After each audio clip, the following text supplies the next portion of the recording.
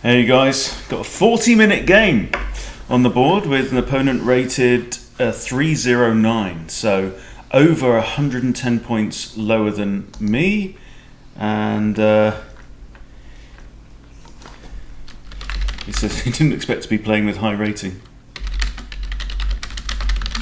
I say I've got nothing to lose. Okay, so let's play something normal. Play knight to f3.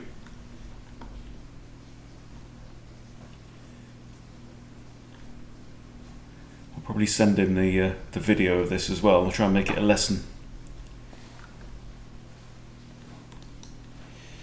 And they are from Sweden. I picked up your custom challenge. Okay, so we've got a fairly normal opening, e4, e5. Let's play the Italian. Bishop here.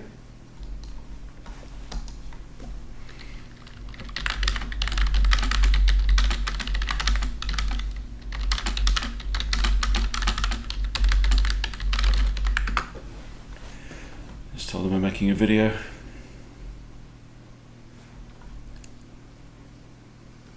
$309.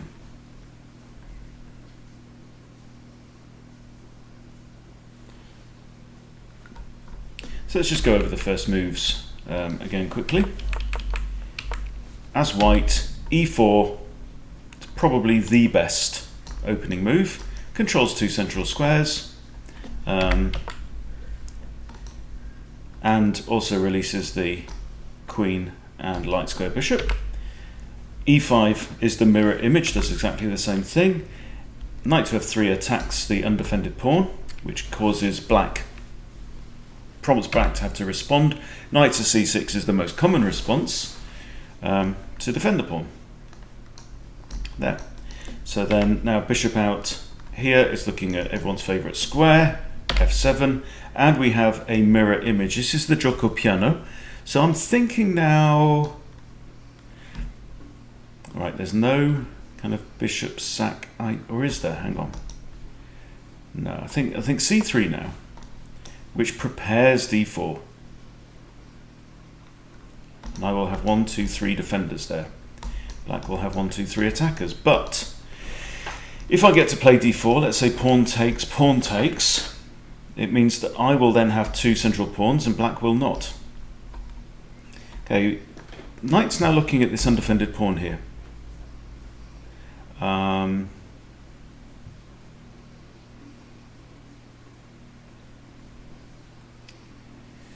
What's the move here?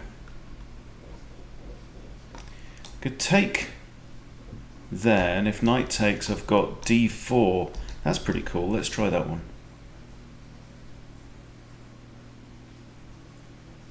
Should win a pawn anyway.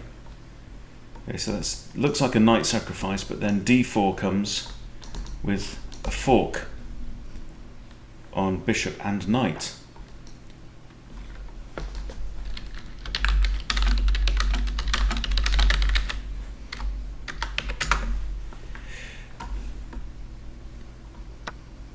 Okay, now this. Oh, no, wait, stop. Knight can capture my bishop. Haha. Okay, so I've just blundered a piece, haven't I?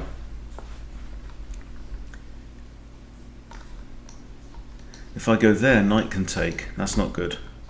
Right, so game on. Game on. This is a 0-16. Got nothing to win and everything to lose. Alright, so my opponent's actually in quite a good place right now. And there's a reason why we don't play that move. Okay, so this... If knight takes, I take the bishop. Nothing gained. I'm going to drop my bishop back now. And this pawn is hanging. But if he grabs the free pawn, he does fall now for the pawn fork. And he can't... I mean, he's got a couple of checks with the knight, but either way, the queen will capture on either of those squares, so that's okay. Alright, so he's declined the free pawn, and now d4. Now d4 wins material. I would most like to capture his bishop, because if I capture his bishop and pawn takes, I can then trade off queens, force his king to move. That's an idea. It's quite hard to defend this pawn without moving f3, which we don't really want to do. Might have to drop the bishop back at some point. I'm also ready to castle, which is nice. So looking like I'm going to regain my lost piece, my blundered knight here. Simply didn't think it through. And that is the big challenge when you're playing somebody a lot lower rated. You can fall into the trap of thinking, hey, you know, I'm entitled to this win. And guess what? You're not. No one's entitled to a win. So I can lose to players rated 1,000. I can beat players rated 1,800 on the same day. You know, it's one of the biggest challenges for all of us is to treat every opponent the same, treat every game the same, take the same mentality, cold, calculated, and you can see, you know, I just wasn't calculated in that move here.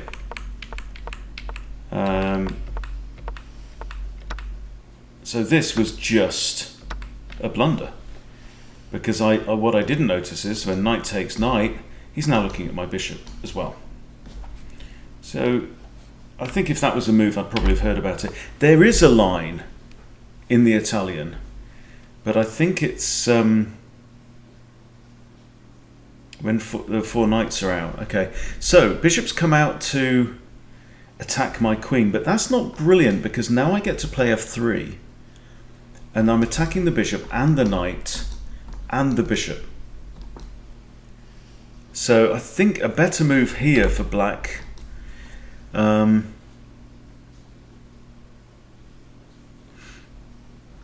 It's a tough one. Depends whether he wants to keep the bishop or the knight the most. I would say probably the bishop. Maybe drop the bishop back, allow that capture. Don't know about that recapture. But now I'm just going to play f3, I think. I don't see an immediate threat, no. So now I'm looking at 3 different pieces of black's. So I'm going to get my minor piece back one way or another. Not entirely happy of how much space I've created here when my king isn't castled. However, I'm not too worried about castling short there with the f-pawn advancing. That's kind of okay. I'm used to that with the Vienna gambit. So to make sure my king's safe, keep this dark squared chain intact, maybe.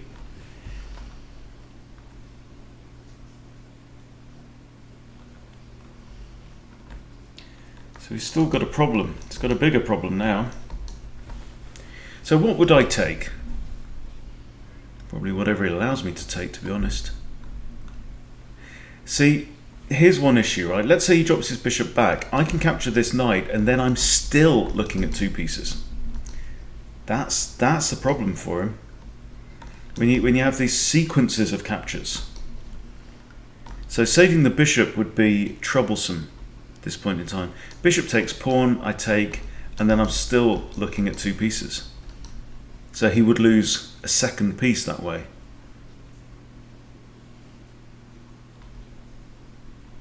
So I think this was definitely a mistake.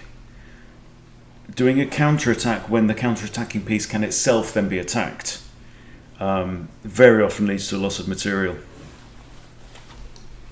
I think he would have been better off just simply trading off a piece. Because he's a knight up already, you know. So from here, I mean, obviously, yeah, I mean, that was a trap, but not well thought out, okay? Then when I retreat the bishop, whenever you see 2 pieces that are 2 squares apart like this on the same rank, you need to ask yourself, can they both be attacked by a pawn? And in this case, yes, they could. So I think for me here, you know, dropping the knight back to g6 would have been a great move, would have been fine. Even dropping the bishop back would have been fine. But this, after that, Yeah, I think maybe drop the knight back to here. Then pawn takes bishop, pawn takes, and if queen takes, you've got knight recaptures from the c6 square. I think that could have been a good idea at this point in time there. But where are we at? Okay, so we're still thinking about what to do with this sequence. It's a tough one. He's going to lose some material some way. For me, I'd probably just retreat the light squared bishop. Having said that, both bishops have got problems because I've got a light squared pawn chain on one side of the board. I've got a dark squared pawn chain on the other side of the board. So both of these bishops currently are really hemmed in.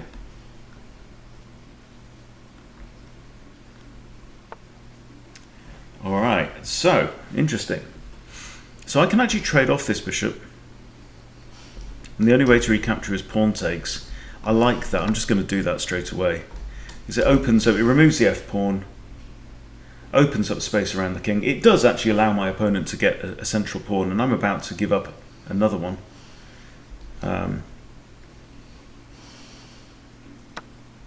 Okay, now the question is, what do I do?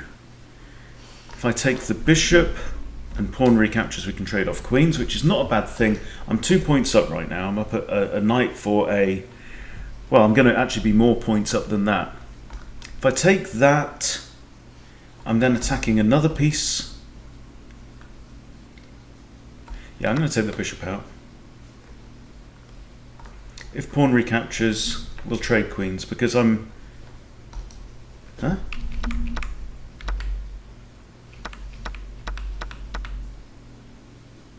I'm not up a piece now. No, I've basically regained my material, haven't I? Okay.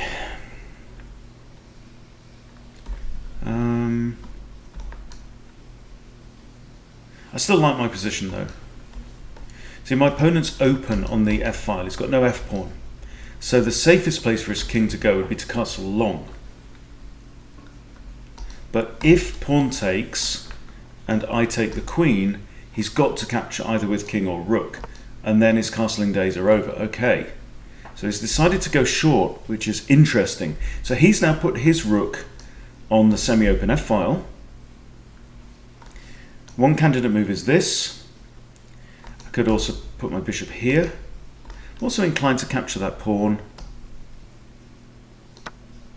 Yeah, I think if queen takes, maybe we'll swap off, I don't know. Or maybe I just castle and defend my queen with my rook. So I'm up 2 pawns actually right now. It's probably just going to go down to 1 pawn, but at least I've regained my lost material. So hard to keep your concentration, to play your best chess when you're playing against somebody who is a lot less experienced. This knight's undefended. This knight is defended by a pawn. Right, so I'm thinking that bishop there to f4 looks pretty good, particularly if the queen was to capture. Oh no, can't do it then, because then I've got queen takes queen and I lose castling rights, not good. So I think castles probably makes sense here. If he captures with the pawn, he's going to have 3 pawn islands, like that, which is a slight weakness.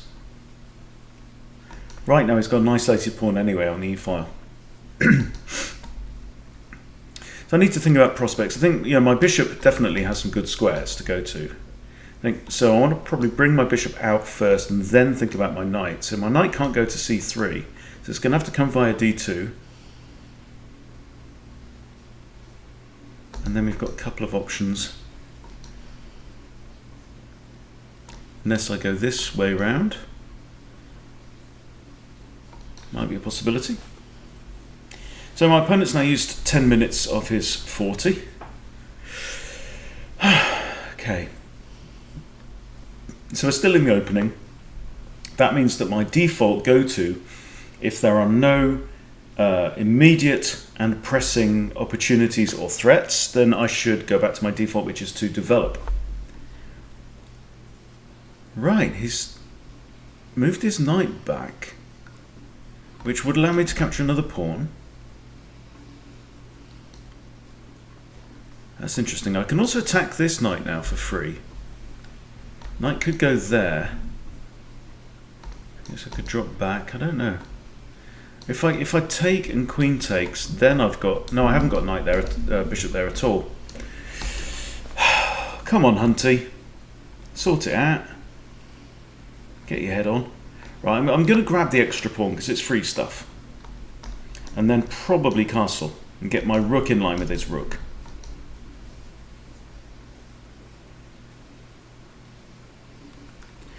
Also notice that these knights are currently defending each other. Okay, so queen's taken. I cannot play that because of the rook. So I'm thinking that castles looks like it makes sense. I'm 2 pawns up right now. Which pawns are they? I've got a c pawn with no opponent, and I've actually got an f pawn with no opponent.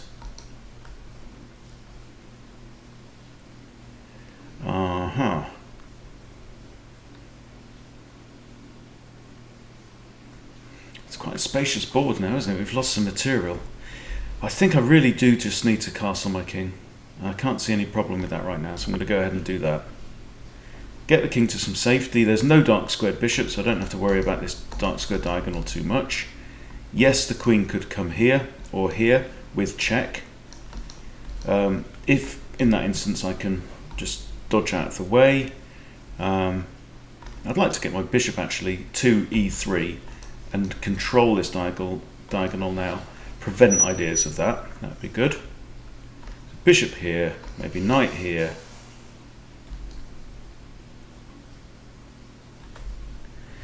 So weakness is on black side. This pawn is a weakness because it has no pawns flanking it. So that should definitely be a target. So I mean, one idea of a move is queen b3, targeting this pawn, maybe kind of targeting that one, but that's the general idea. And that would come with check as well,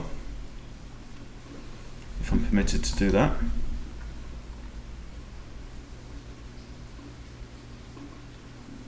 It's definitely an interesting exercise to take on much weaker opponents and try and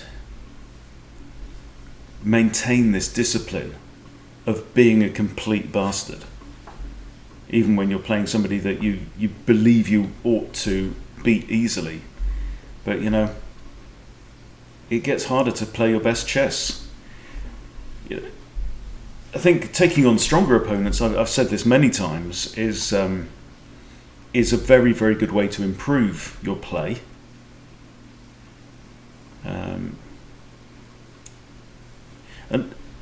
But by the same token, you know, practicing playing against weaker opponents is also it's just a different kind of a discipline. So one thing I'm also thinking about maybe is if I could say get my queen onto the G file in some way. I've got this idea of this bishop coming down to H6 with this pawn being pinned. But I've got a concern if I put my queen here of possibilities of like knight takes with check. Then I guess I've got rook takes. So that might actually be alright. I've got a couple of ideas for my queen. One is here attacking this pawn. Another is to come around here, preparing this move. I'd like to develop these final two pieces and also get this rook into the game as well. So very common issue from beginners is just leaving your rooks in the box until the end game. But rooks are very, very powerful pieces. You ought to be using them as early as possible. Another idea is simply to advance my pawns and get maybe my bishop onto this diagonal. That might make sense. Looking at G7, it's right in front of the king. Why not go for that? And it's kind of slow, but it increases my bishop's scope. I mean, right now, my bishop can come here or here, but that square's actually out because the rook's guarding it, yeah? So I've got 3 squares it can move to, and none of them are particularly devastating from black's perspective. If you look at where is the bishop looking, it's looking at the wrong sides of the board. What I want my bishop looking here. This is the key area. Okay, so he's thrown in the check. Yeah, we kind of expected that. So I'm going to dodge out the way. Might play this still. And now, actually, the queen, you see, has undefended that pawn. So queen b3 would be looking at 2 undefended pawns. I don't know if the queen can actually defend both. So that'd be pretty cool. I'm not worried about knight takes here. Got pawn and queen defending that. The queen here looks good.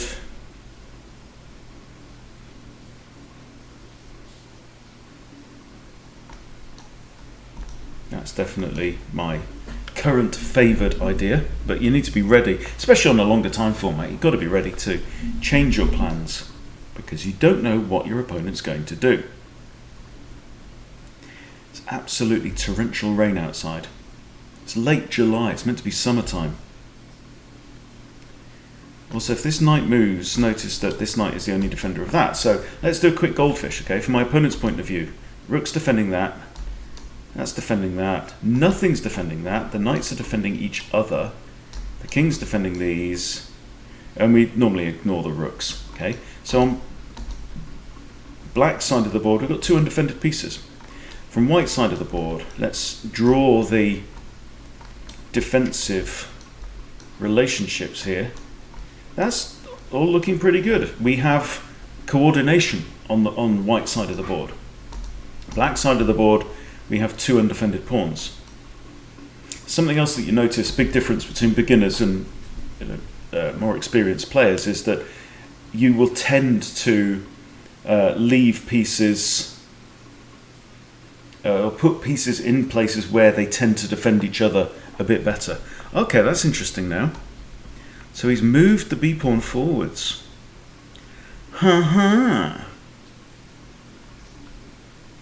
I spy with my little eye something beginning with tic-tac. b3, bishop a3, skewers the queen and the rook's behind it. Okay, so I have a dark squared bishop, and I notice that my opponent's queen, he's got 2 major pieces on the same dark square diagonal. And it's defended there by the knight. The knight's also defending this pawn. So let's play that and see what Janus or Januolis. Does he spot it? Hang on, if I've got this and pawn moves forward, doesn't matter. Bishop takes and it's still on. The queen's still skewered. Yeah. You can see I'm still being gung-ho about this. I've got 33 minutes on the clock and I'm just chucking out my moves. Now, do you spot the threat? Somebody rated 300, I wouldn't necessarily expect him to. I think, he'll do well if he notices this. But you have to ask the question, why did my opponent make that move? Okay. Now, sometimes I like to play moves that might make it appear that I'm doing one thing when in fact I'm doing another thing.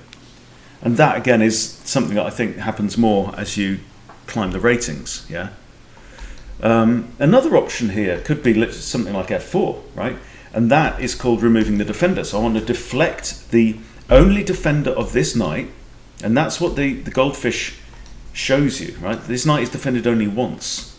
So when you do all these arrows, you can okay. Oh, interesting. Yeah, by doing the arrows, it helps you highlight pieces that have only got one defender. So one idea could be, for example, push that, make this knight move, right? And then if the knight moves, bang, queen takes the other knight. Okay, so now if we play this, and he pushes his pawn, and I take with my pawn, he takes, I can't take with the bishop because queen takes bishop, so I think he's spotted my plan. But I also now have this one. So if I do this, what's he going to do? He's going to go, oh no, my knight. Rook can't take the pawn because it's defended by the bishop there, right? So this knight can't come here because I'll just take it with the queen. Can't come here because pawn takes. He can go, this is okay, this is okay, this is okay. And that isn't because queen takes. Okay, so, and he can't go here because pawn takes. So let's try this. I can't see a problem. I'm just doing my sanity check now. So before I drop the piece, it'd be interesting, wouldn't it, if chess.com enforced touch move. Okay, my opponent doesn't have any checks. He's got queen g1, but that's suicide. Okay, I'm going to do it.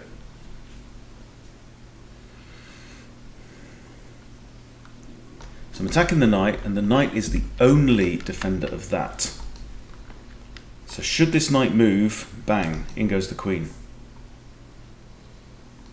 If the knight doesn't move, pawn takes, we may exchange rooks, that's fine.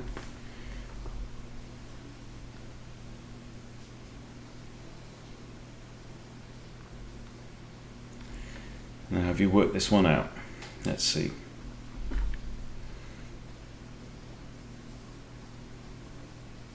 It's really good to see, though, somebody rated down the lower end of the rating range playing longer format games. Really encouraging. It really upsets me to see people below like 700-800 who are playing only blitz, because you're not going to improve that quickly playing blitz at the lower levels. You're just practicing playing badly. You're practicing playing the first move that comes into your head. Greg W. Jan keeps challenging me. Don't think I've played him before, but we'll see. Yeah, you need to practice. I mean, I've said this over and over again. You need to practice in order to improve. You need to be on your edge, right? So what that means at the boundary between your best chess and better than your best chess, right? So you need to be playing your best. When you play blitz, it's like you're playing within the circle, and bullet and rubbish like that, right? Okay, the knight's moved. Okay, but when you have to be pushing your boundary. That's what improving means. Right? So if you're not playing on the edge of your best ability, what are you doing? You're practicing playing badly. Okay, so now I have queen takes knight. So I'm just going to check it over and see if there isn't a better move, which I suspect there isn't, but we'll see. Okay, queen takes knight, and actually I'm threatening to take this pawn as well. He's got knight and rook attacking that, but they're defended by rook and bishop, so I'm quite happy. Queen can't take that because knight's defending.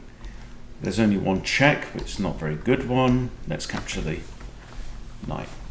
So now we are actually up a knight and 2 pawns, and this we already noted is undefended. Okay, so let's goldfish again. Bang, bang, bang. Defending, defending, defending, defending. Nothing's defending that, so I highlight it. Nothing's actually defending the queen. Queen's defending that, rook's defending that. Okay, so this is what we mean by the goldfish method. Knight's defending that. He says, I'm blind. No, you're not, mate. You're just slightly inexperienced. Don't worry about it. Okay, that pawn is actually undefended right now. That's defending that. Okay, so it looks like a bit of a mess, but once you practice this and you learn how to read the goldfish, it's not too bad. Okay, so undefended pieces are these 3. So, I mean, obviously my main threat is this.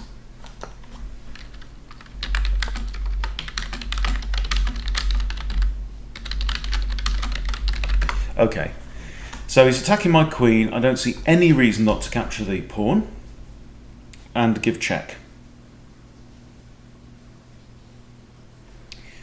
The rook can't cause trouble down here. If it goes here, I'll just take it off. Okay, let's take the pawn with check.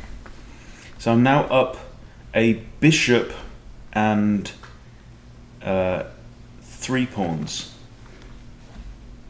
There's only 2 legal moves, I think. Either rook blocks or king goes back to h8.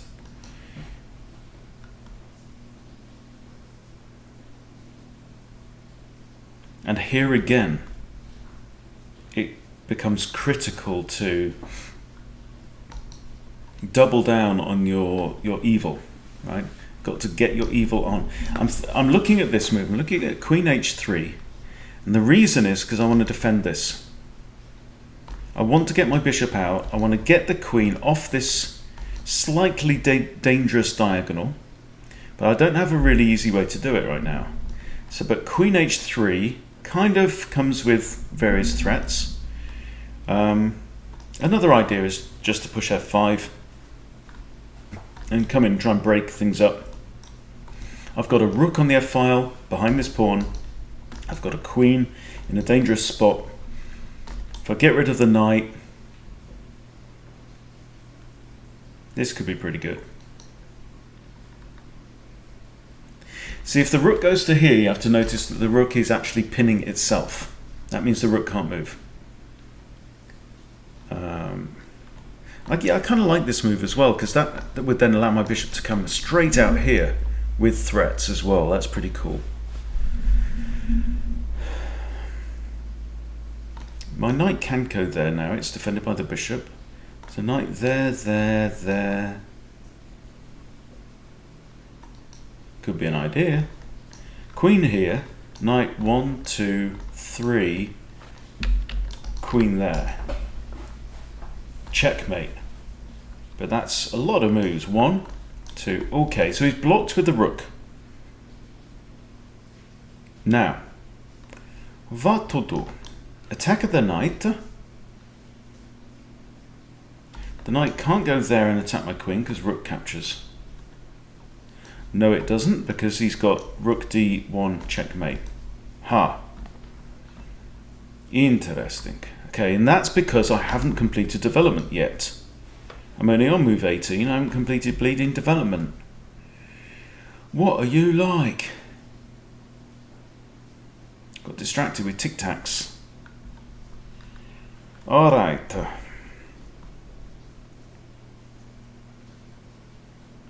So, candidate moves f5 is an idea. It'll make the knight move.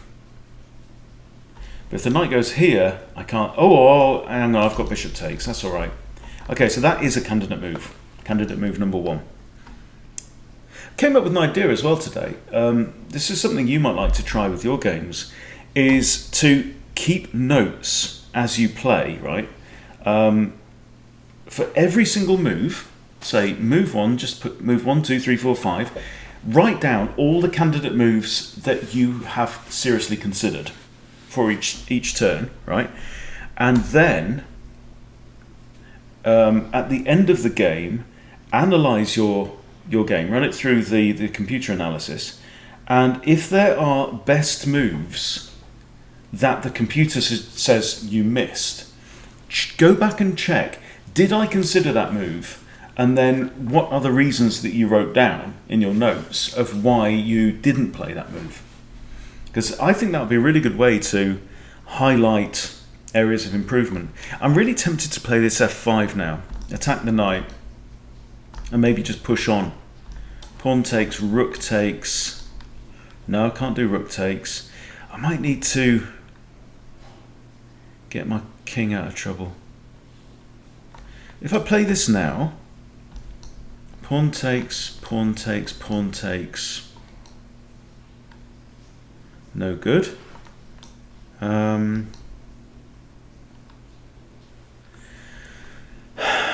got knight here. That's an idea, but it actually undefends that pawn, so I'm not going to do that. Or I may just have to play something like g3 or h3, just give my king an escape square. I can't use this rook right now because of this threat. So how about this idea?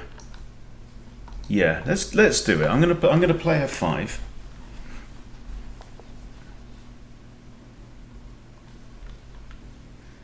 Also means my queen's defended, but I'm attacking this knight. That's the main thing.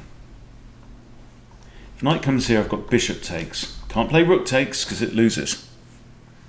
Loses badly. And I must not lose this game and lose 16 rating points. That would be bogus.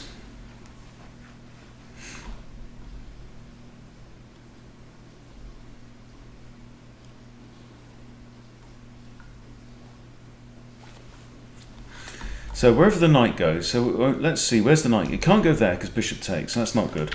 That's possible. That's possible. That's possible, that's possible, that's possible. Okay, so he's got a choice of 1, 2, 3, 4, 5 squares to move to. Wherever he goes, I think I can play my bishop in here.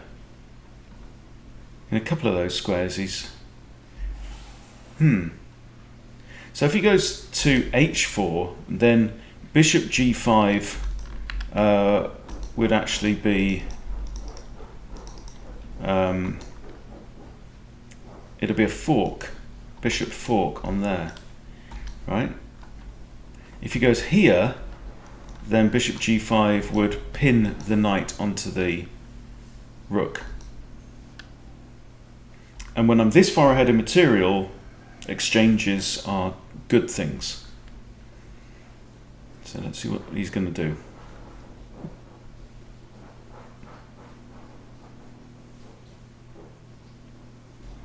This rook's pinned, can't play any part in the game.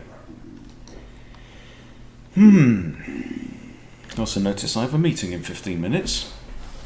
My opponent has 15 minutes on the clock. So,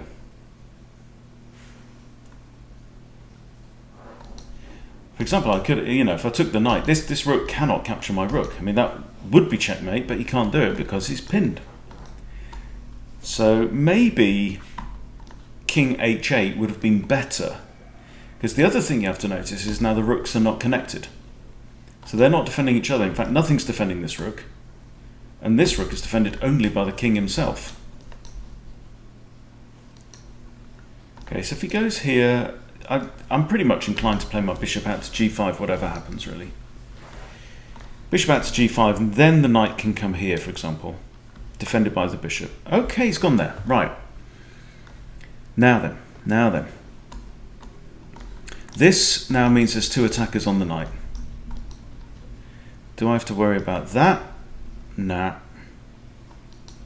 Okay, I'm gonna have to play quite quickly just because I'm short of time. Okay, so 2 attackers on there now, and only 1 defender. So simply counting attackers and defenders. So really, this knight should now move again.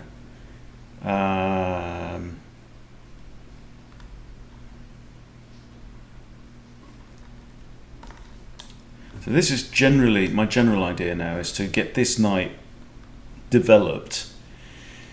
This is move 20. Get the knight developed around here. Maybe come in with an attack. Yeah, I mean, that would be great. If I can attack the pinned piece, fantastic. Always a good tactic. So I'm going to have to use my opponent's thinking time now to prepare my next move. So this is my idea. If he comes around here, he's looking at my bishop, which is defended by a rook, but no, not really, because, again, if my rook comes... Oh no, actually, so he comes here, then he takes my bishop. No, then rook down here. Even if I block with the rook, rook takes rook, checkmate. Not good. Not good at all, precious. So this is kind of what I'm expecting. An attack against the bishop. So if he does that, what am I going to do? Probably move it here and attack this rook. Do we think? So knight here attacking bishop. Again, he hasn't got any serious checks or threats. He's got knight there check. That could be quite good, actually. Knight here. Knight there check. Yeah, right? So now... So I'm going to move my bishop here to prevent him from coming in there. Because if he goes in there, I'm in check. I have to come here. And then he's got a free move. He can capture my pawn, for example, with a discovered check by the queen. So we don't want that. we most certainly do not want that. So idea is now push f6, attack this pawn. He might just push g6 then.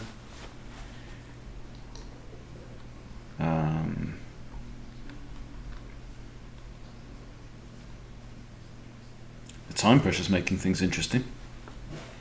I'm well up in material, so actually an exchange of queens or something like that would really help me out. But I really want to get this knight into the board. Even can't go there now. Knight d2, knight f3. Get it over near my king where it can be a bodyguard for my king. It's defending this pawn, it's defending g1. It's defended itself by a pawn here. So that's definitely what I want to do.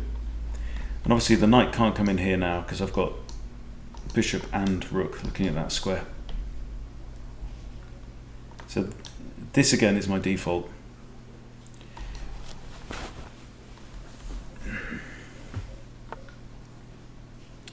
Okay. That's a curious move. That's one idea. Queen here, try and capture it. I'm thinking just knight. Does he want to? Hang on, what's his idea? Does he want to dislodge my bishop? No, then my bishop just takes it. No, I'm going to play this.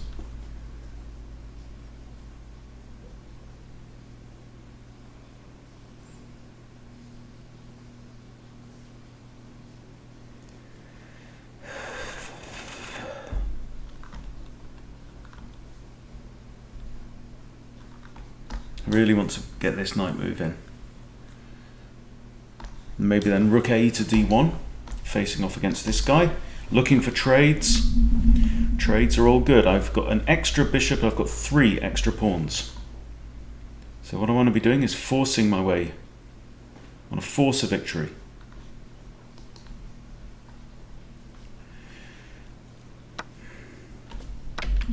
Ah, I lost a pawn. You took my pawn. And the queen's now attacking this knight. Curse you! Alright, so now rook here. Could be an idea. Or just knight out. Alright, I'm going to play my knight there. Not going to think too hard. I've still got rook a to d1.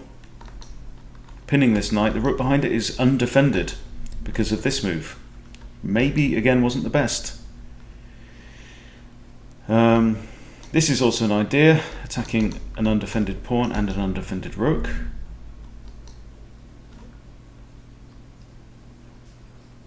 He hasn't got the check with a knight, that's not an issue. This would be just great now, because it attacks the rook cannot move. Alright, so that would be a really good way to get some material off the board.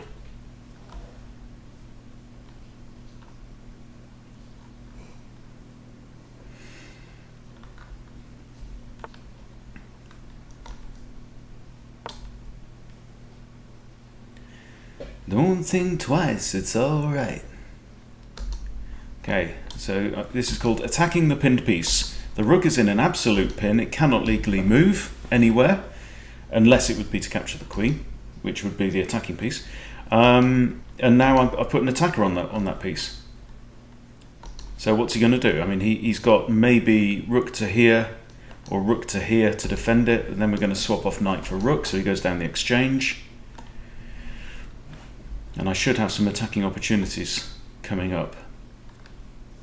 With I've got knight, bishop, rook, another rook, and obviously my queen, all in a pretty good state. But whatever I do, I'm going to have to do it in the next 6 minutes.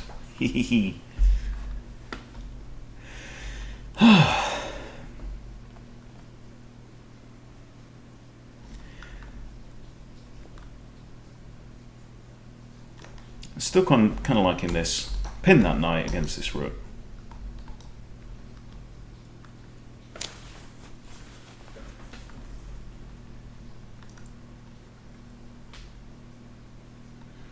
He's having a jolly good think. Please don't use all your time. There's no increment on this game, thankfully.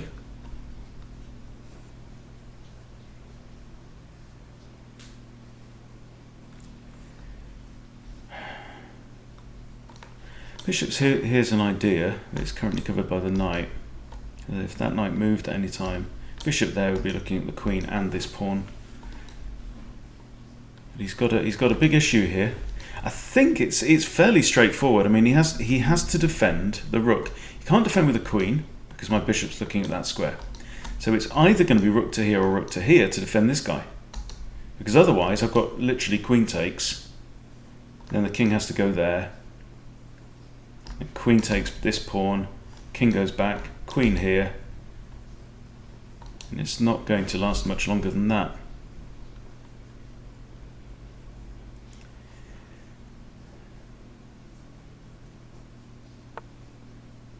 Not good. No, that's the one I said you couldn't do. Unlucky. That's not good.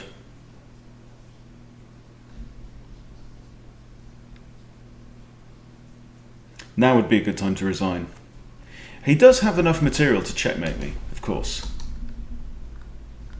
But my king is just going to be holed up now on the back rank. I'm really not going to be in any kind of mind to throw my rooks off the back rank and leave myself in any kind of vulnerability. And he's still got this problem. So that now... No, that is still playable. That is still playable. So... yeah, he's got to play his rook to one of these squares, but either way, that's going to be my next move. But I'm not going to pre-move it because I mustn't underestimate my opponent. Okay, let's take. Alright, so now what I want to do is I want to win this knight, if I can. So if I check here, now the rook's looking at my bishop. So let's, can't do that. Well, I can. Let's see if he wants to take my rook. It simplifies. It's just seriously removing his options off the board. I also want to win this pawn here. So if he wants to take my rook, absolutely fine. Because it leaves him with only a rook.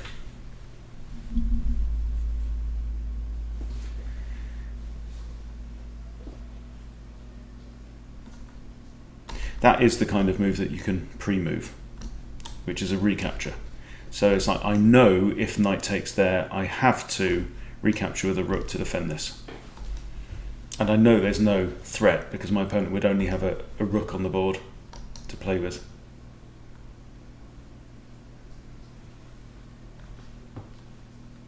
So I'll make sure he gets a copy of this, gets a link to this video. Should be fairly instructive.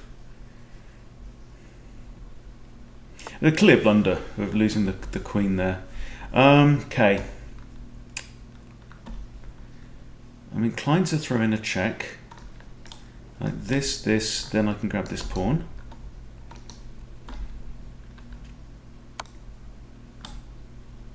Now that's the only move, because if his king moves away, the rook falls. So he's got to block there.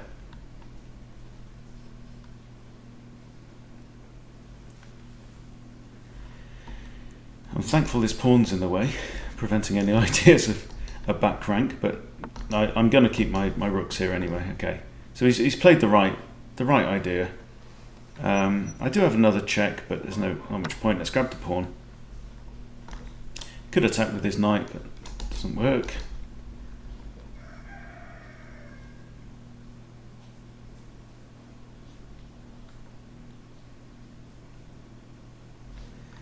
He takes here, I'll simply recapture.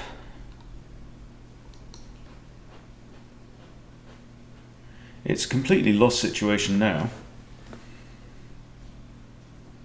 I just have to make sure I don't bugger it up. So, how to win. Easiest way, b takes a4 and make a run for it. But the promotion square is light coloured. Okay, that's straightforward. Promotion square is light, and so my bishop can't actually protect that promotion square, so my queen will have to do the job. Or a rook, actually. Rook there might be good. Having said that, it's a moot point because now these pawns are deadlocked. inclined to play this as well. This looks quite good. Pawn takes. It really opens up the king. If rook takes, we'll swap off rooks, and again, all pretty forcing.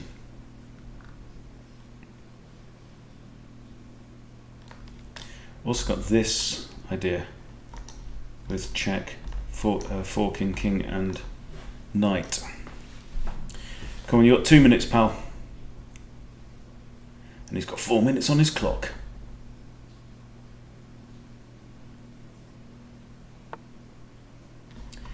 Okay, that's just blundering a piece.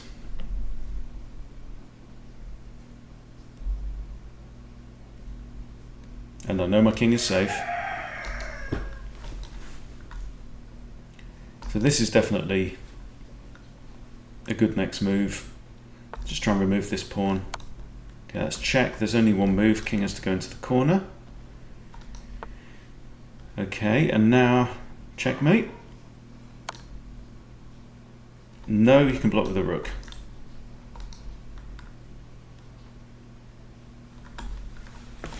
Good game. Right, well, I'm going to have to dash off and join my day job meeting.